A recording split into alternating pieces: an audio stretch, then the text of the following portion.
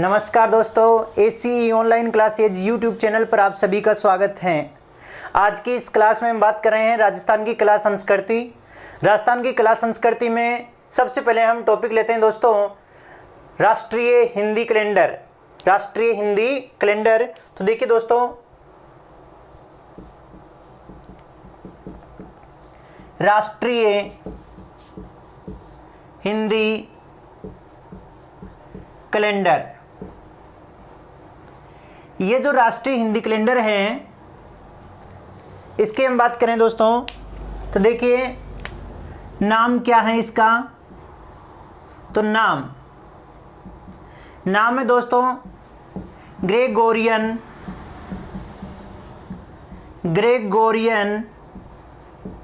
Calendar. Gregorian calendar अपनाया कब गया?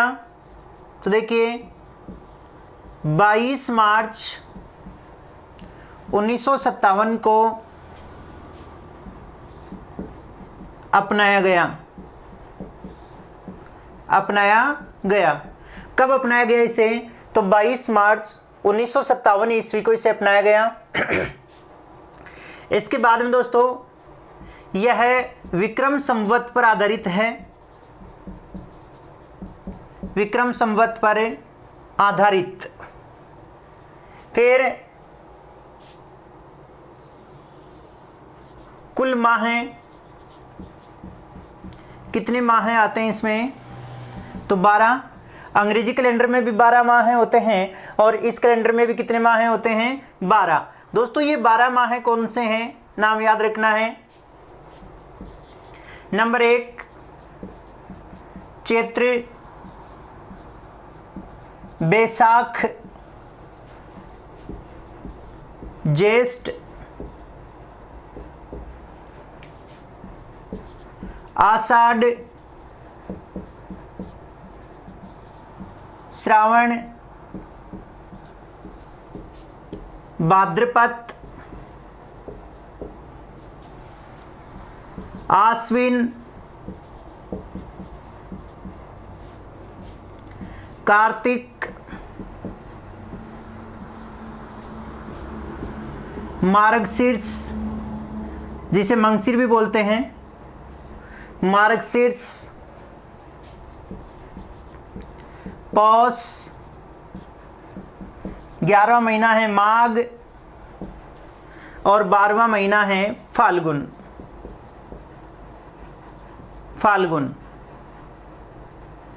तो ये दोस्तों राष्ट्रीय हिंदी कैलेंडर के 12 महीने हो गए।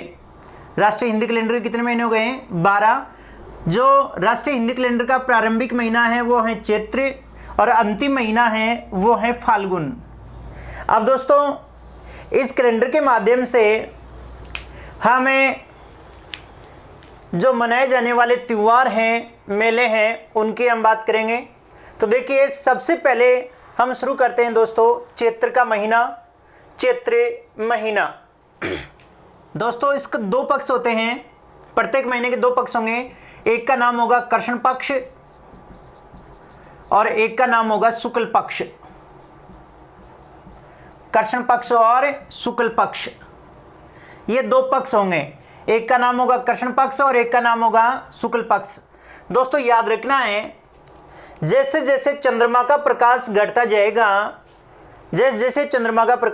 जाएगा, उसे कृष्ण पक्ष कहते हैं और जैसे जैसे चंद्रमा का प्रकाश बढ़ता जाएगा उसे शुक्ल पक्ष कहते हैं। दोस्तों आपने सुना है अंधेरी रात और चांदनी रात। चांदनी रात होती है तब शुक्ल पक्ष होता है और अंधेरी रात होती है उस समय कृष्ण पक्ष होता है। तो दोस्तों सबसे पहले हम बात करते हैं कृष्ण पक्ष की, और कृष्ण पक्ष में आने वाले प्रमुख त्योहार और मेले कौन कौन से हैं उनकी हम बात करेंगे दोस्तों। तो देखिए कृष्ण पक्ष, चैत्र महीना, और चैत्र महीने में पक्ष कौन सा आ जाएगा? कृष्ण पक्ष, चैत्र महीना। और चैत्र महीने में हम बात कर रहे हैं कृष्ण पक्ष की। कृष्ण पक्ष, अब देखिए कृष्ण पक्ष जो है, तो कृष्ण पक्ष की सबसे पहले हम बात करते हैं एकम। एकम एकम को दोस्तों दुलंडी आती है, एकम को क्या आती है? दुलंडी। दोस्तों फाल्गुन पूर्णिमा को होली आती है और होली के दूसरे दिन होती है दुलंडी, होली के दूसरे दिन होती है दुलंडी। तो देखिए दुलंडी कब आती है? तो चैत्र कृष्ण एकम को कौन सा त्योहार है? दुलंडी है। अब दुलंडी के अलावा एकम के दिन ही और क्या आता है? देखिए दोस्तों, एक लगता है बादशाह मेला, बादशाह मेला। बादशाह मेला कहां लगता है? तो ब्यावर अजमेर में बादशाह मेला लगता है, ब्यावर अजमेर, ब्यावर अजमेर में बादशाह मेला लगता है। दोस्तों हमसे पूछ लिया जाए कि बादशाह मेला कब लगता है, तो हम बताएंगे ब्यावर अजमेर में बादशाह मेला लगता है। और कब लगता है? तो चैत्र कृष्ण एकम को बादशाह मेला लगता है। कहां पर लगता है? तो कहां पर लग गया? ब्यावर अजमेर में। इसके अलावा दोस्तों एकम के दिन ही और है एक त्योहार, फूलडोल मेला, फूलडोल मेला। यह फूलडोल मेला लगता है शाहपुरा भीलवाड़ा, शाहपुरा भीलवाड़ा। फूलडोल मेला कहां पर लगता है? शाहपुरा भीलवाड़ा में। कब लगता है? तो चैत्र कृष्ण एकम, चैत्र कृष्ण एकम को फूलडोल मेला लगता है शाहपुरा भीलवाड़ा में। दोस्तों ये किस संप्रदाय से संबंधित है? देखिए तो राम स्नेही संप्रदाय से संबंधित, राम स्नेही संप्रदाय से संबंधित, राम स्नेही संप्रदाय से संबंधित हो गया। कौन सा मेला? फूलडोल मेला शाहपुरा भीलवाड़ा में लगता है। किस संप्रदाय से संबंधित हो गया? तो राम स्नेही संप्रदाय से संबंधित हो गया। यह तो दोस्तों बात हो गई एकम की, कि एकम के दिन एक तो क्या आ गई? दुलंडी, एक क्या लग गया? बादशाह मेला, और एक क्या लग गया? फूलडोल मेला।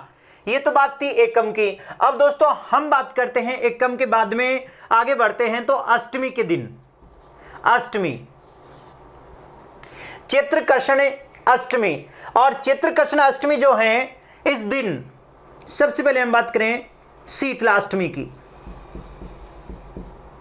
शीतला अष्टमी। अष्टमी के दिन क्या आ गई? शीतला अष्टमी, अर्थात हम कह दें शीतला माता, शीतला माता।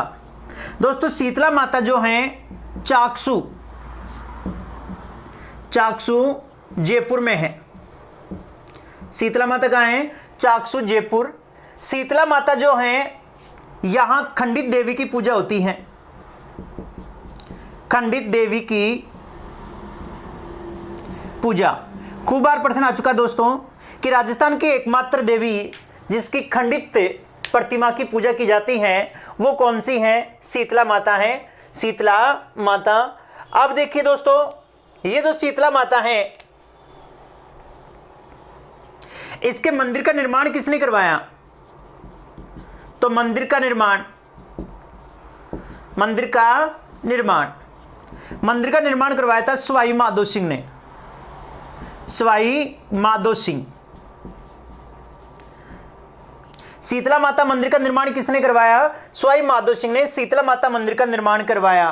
दोस्तों और इसे हम जोड़ दें तो चेचक व बोद्री निवारक माता है, बोद्री निवारक माता।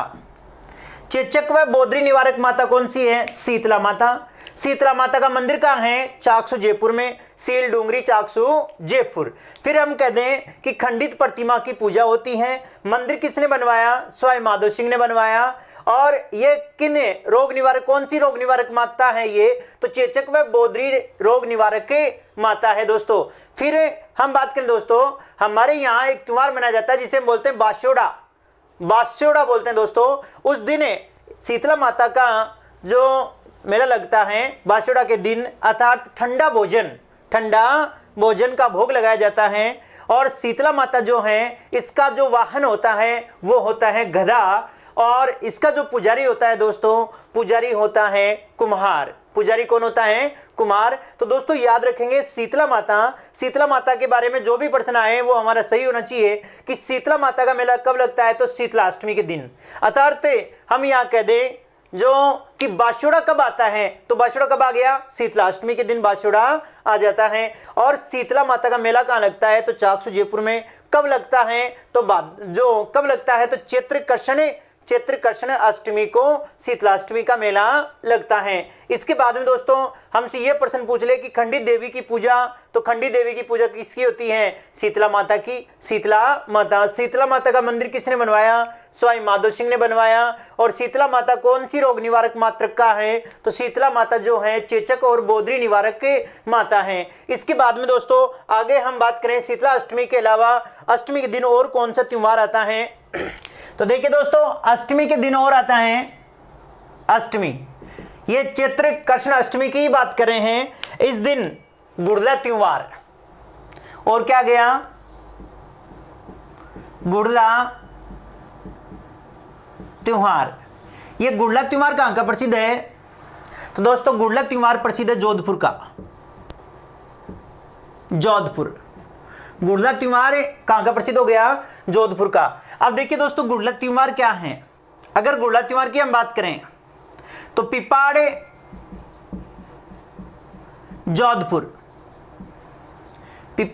जोधपुर यहां पर महिलाएं गौर पूजन के लिए जा रही थी। गौर पूजन हेतु जा रही महिलाओं को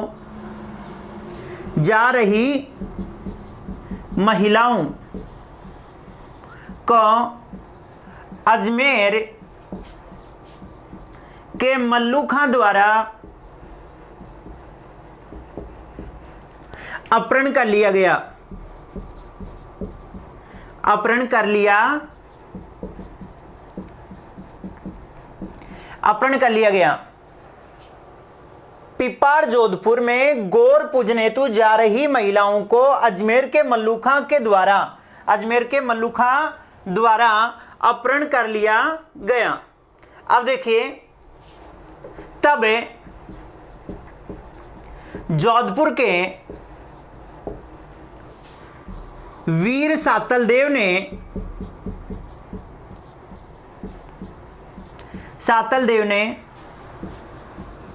उन्हें मुक्त करवाया।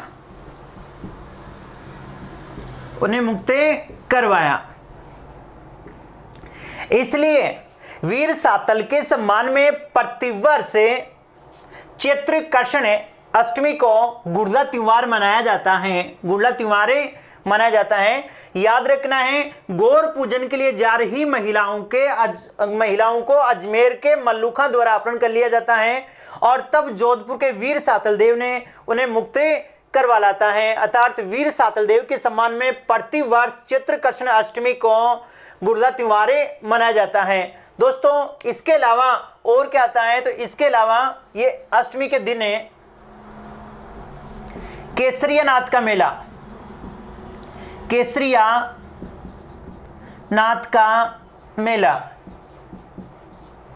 और क्या गया? केसरिया नाथ का मेला। और ये केसरिया नाथ का मेला कहां लगता है? ये लगता है दुलेव उदयपुर में। खूब बार एग्जाम में प्रश्न आ चुका है दोस्तों। केसरिया नाथ का मेला कहां लगता है? उदयपुर में। दोस्तों यहां जो प्रतिमा है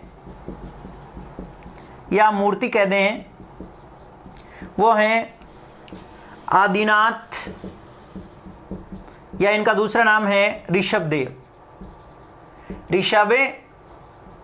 देव। आदिनाथ या ऋषभ देव इनकी काली प्रतिमा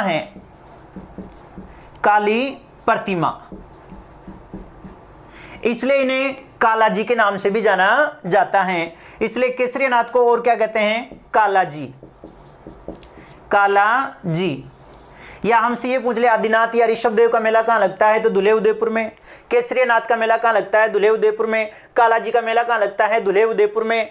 ठीक है, कब लगता है? तो चैत्र कृष्ण अष्टमी को केसरिया नाथ जी का मेला लगता है। दोस्तों इनकी प्रतिमा कैसी हो गई, काली प्रतिमा है, इसलिए इनका नाम क्या पड़ गया, काला जी।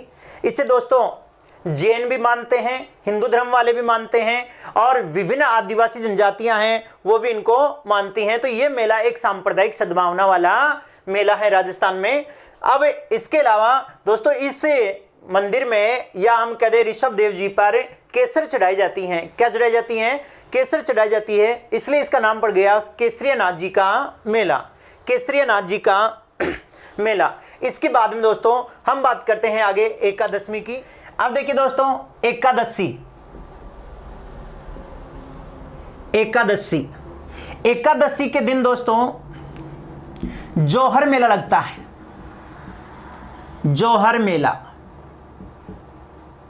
जौहरे मेला। ये जौहर मेला लगता है चित्तौड़गढ़ में। जौहर मेला कहां लगता है, चित्तौड़गढ़ में लगता है। जौहर मेला कहां लग रहा है, चित्तौड़गढ़ में। तो चैत्र कृष्ण एकादशी को जौहर मेला लगता है चित्तौड़गढ़ में। दोस्तों ये जौहर मेला जो है, जो वीर वीरांगनाएं हैं, वीर वीरांगनाओं की याद में मनाया जाता है। देखिए दोस्तों जौहर, जौहर की बात करें तो महिलाएं अपने आत्मसम्मान की रक्षा हेतु, महिलाएं अपने आत्मसम्मान की रक्षा हेतु आग को, अपने आप को आग को समर्पित करके अपने प्राणों की आहुति दे देती थी, उन्हें बोलते थे जौहर। और चित्तौड़ के 3 प्रसिद्ध जौहर थे दोस्तों, चित्तौड़ के 3 प्रसिद्ध जौहर थे। वो 3 प्रसिद्ध जौहर कौन कौन से थे, देखिए दोस्तों। सबसे पहले हम बात करें दोस्तों, अलाउद्दीन खिलजी ने चित्तौड़ पर आक्रमण किया था, वो बात थी 1303 की, 1303। तो ये हो गया चित्तौड़ का पहला जौहर, चित्तौड़ का पहला जौहर 1303 में हुआ।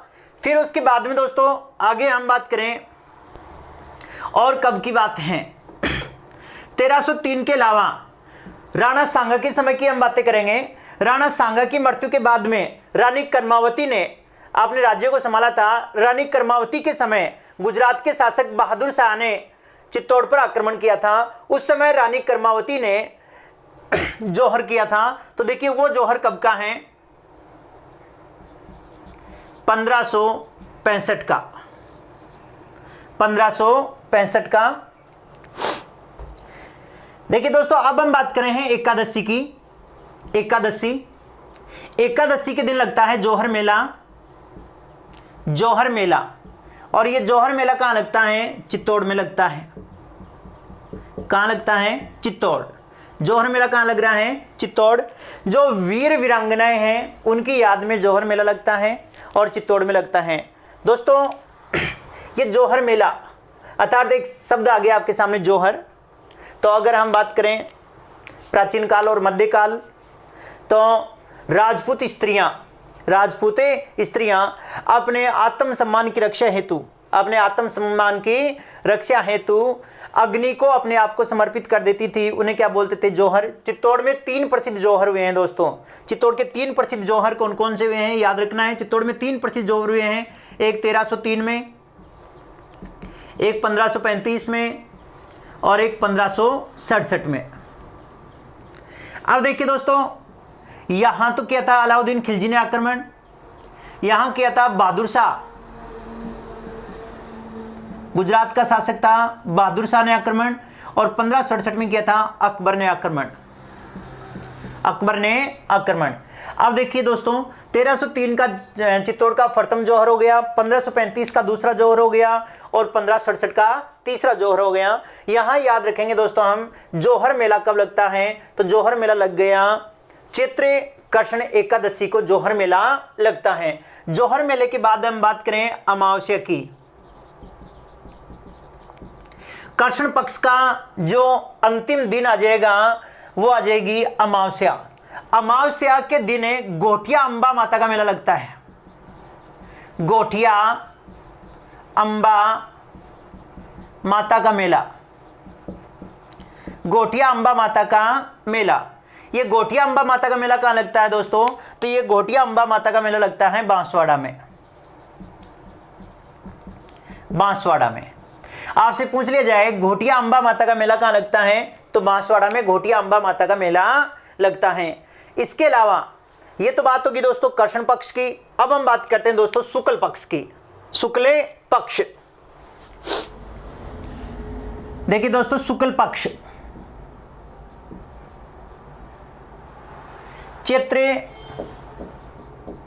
चैत्र महीने का शुक्ल पक्ष। शुक्ल पक्ष में हम बात करते हैं नंबर 1 एकम। एकम, अब देखिए एकम के दिन हिंदू नववर्ष की शुरुआत, हिंदू नववर्ष की शुरुआत। एक तो ये याद रखना है कि हिंदू नववर्ष की शुरुआत कब होती है, तो चित्र शुक्ल एकम को हिंदू नववर्ष की शुरुआत होती है। इसे दोस्तों नव संवत्सर भी कहा जाता है, नव संवत्सर अर्थात हिंदू नववर्ष की शुरुआत। फिर दोस्तों इसी दिन नवरात्रे प्रारंभ हो जाते हैं। नवरात्रि प्रारंभ, दोस्तों ये तो याद होगा कि नवरात्रे वर्ष में 2 बार आते हैं। एक वर्ष में 2 बार। नवरात्रे एक वर्ष में कितनी बार आते हैं? 2 बार। एक तो आते हैं चैत्र महीने में और एक आते हैं अश्विन महीने में, अश्विन माह। एक तो कौन से महीने में आ गए? चित्र माह में। और एक कौन से माह में आ गए? अश्विन माह में। तो अश्विन माह वाले नवरात्रे होते हैं, इन्हें बोलते हैं बड़े नवरात्रे, बड़े नवरात्रे। और चित्र माह वाले हो गए छोटे नवरात्रे। तो नवरात्रे प्रारंभ हो जाते हैं, एकम से लेकर नवमी तक नवरात्रे चलते हैं। फिर इसके अलावा इस दिन एक त्योहार और आता है जिसका नाम है चेटीचंड। चेटीचंड, चेटीचंड सिंधी समाज का त्योहार है। सिंधी समाज का त्योहार चेटीचंड जो है वो सिंधी समाज का त्योहार है। इसे झूलेलाल जयंती के रूप में भी मनाया जाता है। तो झूलेलाल जयंती, इसे झूलेलाल जयंती के रूप में भी मनाया जाता है। किसको? चेटीचंड को।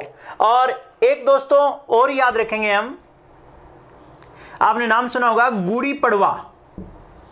गुड़ी पड़वा, ये गुड़ी पड़वा क्या है? अर्थात हम बात करें मराठाओं के द्वारा, मराठाओं के द्वारा नववर्ष को गुड़ी पड़वा के रूप में मनाया जाता है। इस दिन मराठा जाति के जो लोग हैं वो अपने घरों में, मकानों में विभिन्न प्रकार की क्या बनाते हैं? रंगोलियां बनाते हैं। उसे हम क्या कहते हैं? गुड़ी पड़वा। तो देखिए दोस्तों, कृष्ण पक्ष शुक्ल पक्ष की एकम, शुक्ल पक्ष की एकम को हिंदू नववर्ष की शुरुआत, हिंदू नववर्ष की शुरुआत अर्थात नव संवत्सर कहेंगे। साथ ही नवरात्रे प्रारंभ हो जाते हैं। यहां याद रखना है एक वर्ष में 2 बार नवरात्रे आते हैं, एक चित्र महीने में और एक अश्विन महीने में। अश्विन महीने के जो नवरात्रे होते हैं वो बड़े नवरात्रे होते हैं। साथ ही याद रखना है चेटीचंड भी इसी दिन आता है। चेटीचंड, तो सिंधी समाज का प्रमुख त्योहार कौन सा है? चेटीचंड। इस दिन कौन सी जयंती मनाई जाती है? जयंती किसकी है? तो झूलेलाल जयंती। कौन सी जयंती हो गई? झूलेलाल जयंती। इसकी एक कहानी है दोस्तों, कहा जाता है कि धरती पर जैसे जैसे पाप बढ़े हैं वैसे वैसे भगवान ने अवतारे लिए हैं। तो सिंधी समाज वाले लोग जो मानते हैं कि झूलेलाल जो हैं इन्होंने अवतारे लिया था, इसलिए झूलेलाल जयंती, झूलेलाल जयंती आ गई चेटीचंड। फिर एक हो गया गुड़ी पड़वा। गुड़ी पड़वा दक्षिण भारत में मनाया जाता है, दक्षिण भारत में मराठाओं के द्वारा मनाया जाता है। एकम के बाद दोस्तों हम आगे बढ़ेंगे तो अष्टमी आती है। एकम के बाद में अष्टमी। अष्टमी के दिन दोस्तों राजस्थान में स्थित विभिन्न माताएं जो हैं उनके लगभग मेले लग जाते हैं अष्टमी के दिन। इसके अलावा आगे बढ़े तो नवमी। नवमी के दिन दोस्तों आती है राम नवमी।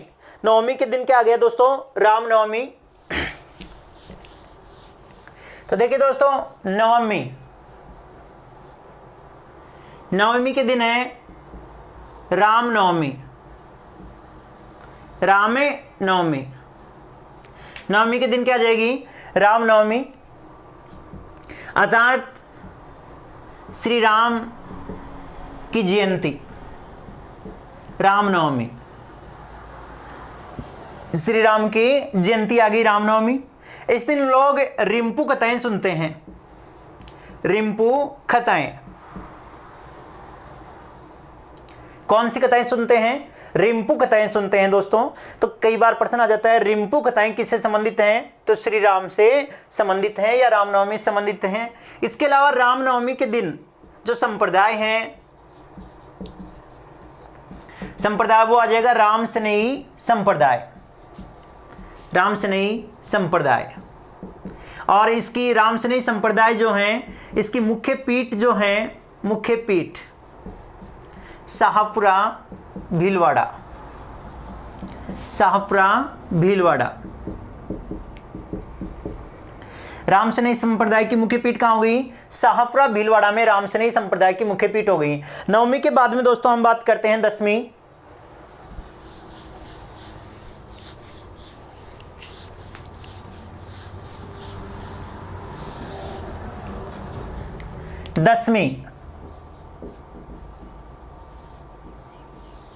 दसवीं के दिन दोस्तों राम रावण मेला लगता है, राम रावण मेला।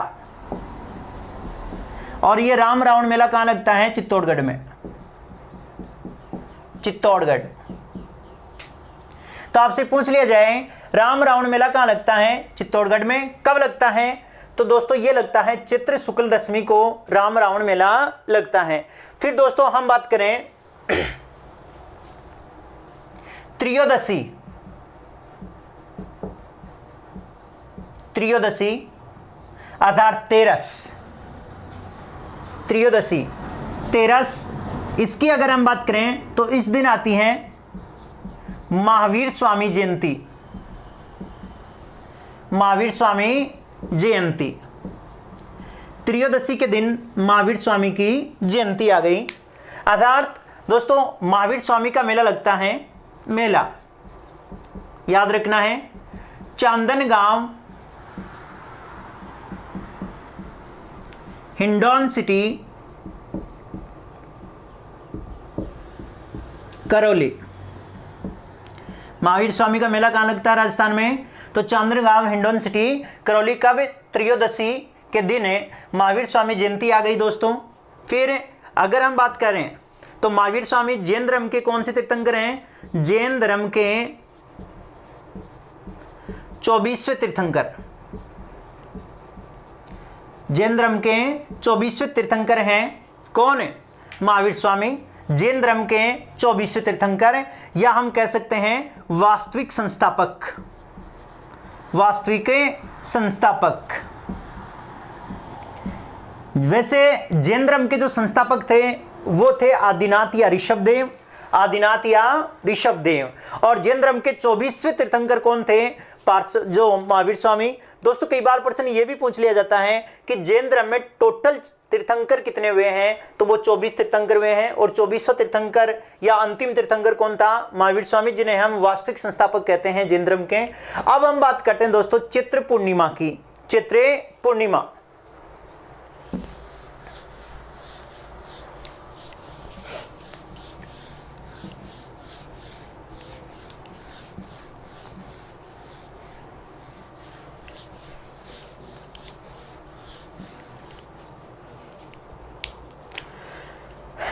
चैत्र पूर्णिमा,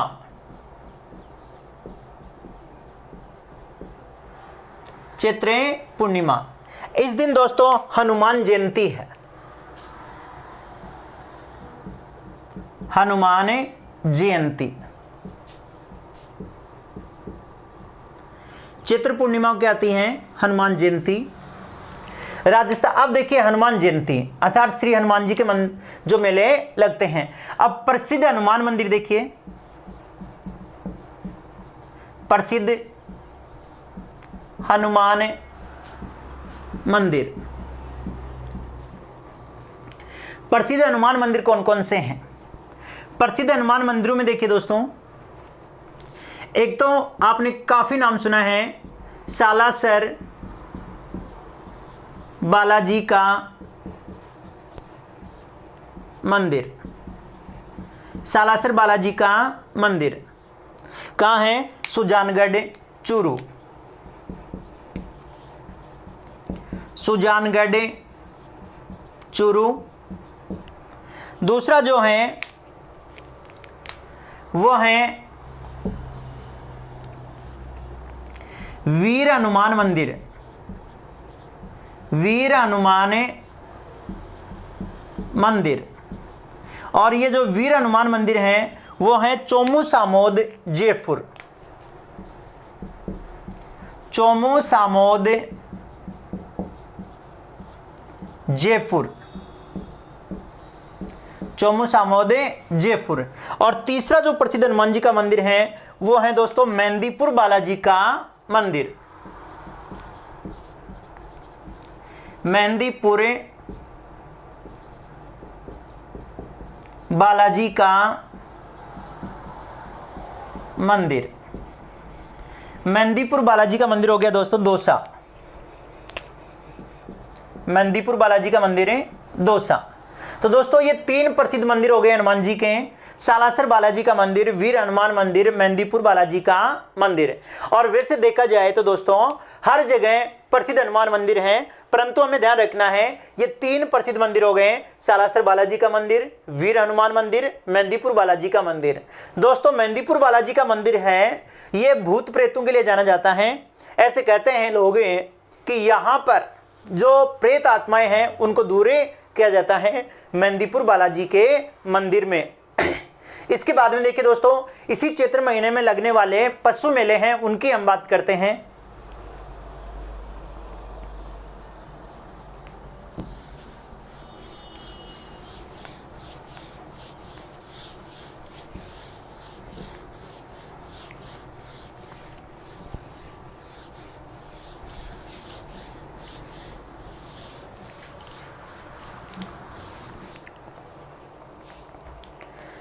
तो अब देखिए प्रमुख पशु मेले, प्रमुख पशु मेले इसी चैत्र महीने में हम प्रमुख पशु मेलों की बात करते हैं। कौन कौन से पशु मेले लगते हैं? तो दोस्तों एक तो आप सबको याद होगा कि सर्वाधिक पशु मेले कहाँ लगते हैं? सर्वाधिक पशु मेले दोस्तों सर्वाधिक पशु मेले लगते हैं नागौर जिले में। सर्वाधिक पशु मेले कहाँ लगते हैं? नागौर जिले में। अब दोस्तों हम बात कर रहे हैं चैत्र महीने में आने वाले पशु मेलों की। तो देखिए पहला पशु मेला आता है उसका नाम है बाबा रघुनाथपुरी पशु मेला, बाबा रघुनाथपुरी पशु मेला। ये किस महीने में आता है? चैत्र महीने में। अब देखिए दोस्तों चैत्र महीने में कब से लेकर कब तक? तो देखिए चैत्र शुक्ल प्रतिपदा से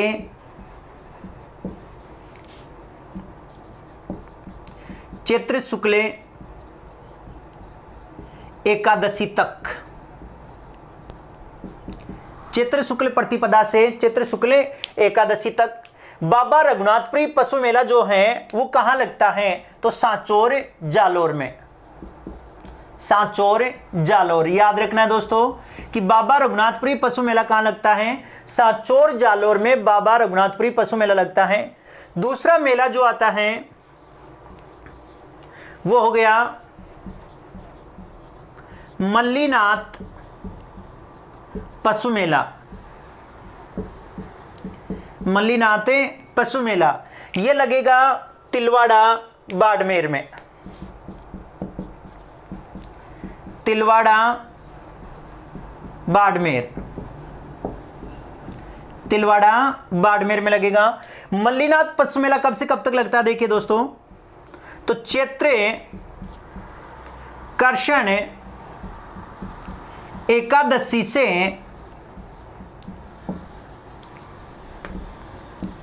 चैत्र शुक्ल एकादशी तक। अब जो तीसरा मेला है उसकी हम बात करें वो है बलदेव पशु मेला।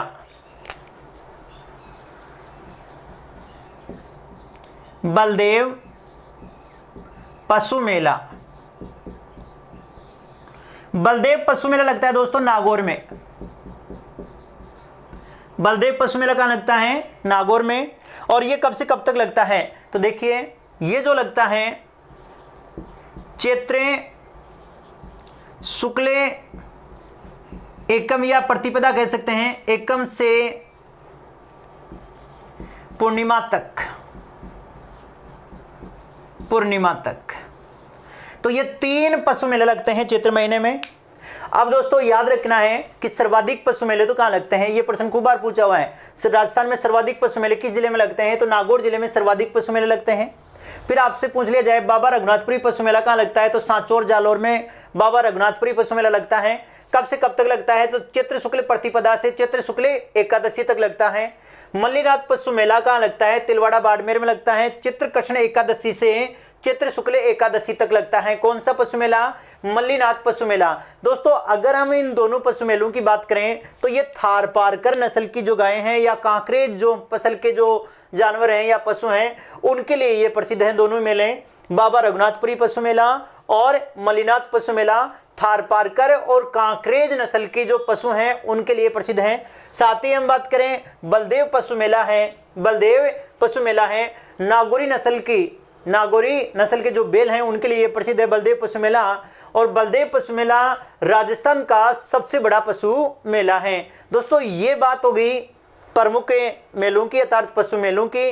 और इसके साथ ही आज जो हमने बात की है चैत्र महीने की, चैत्र महीने में आने वाले प्रमुख त्योहार कौन से हैं, चैत्र महीने में कौन कौन से मेले लगते हैं और चैत्र महीने में कौन से पशु मेले लगते हैं, इन सब की बात की है दोस्तों। ये आने वाली परीक्षाओं में उपयोगी हैं, इसलिए थोड़ा ध्यान पूर्वक पढ़ें इन्हें।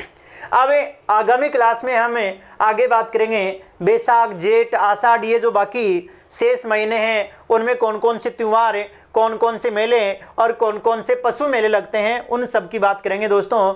आज के लिए इतना ही, धन्यवाद।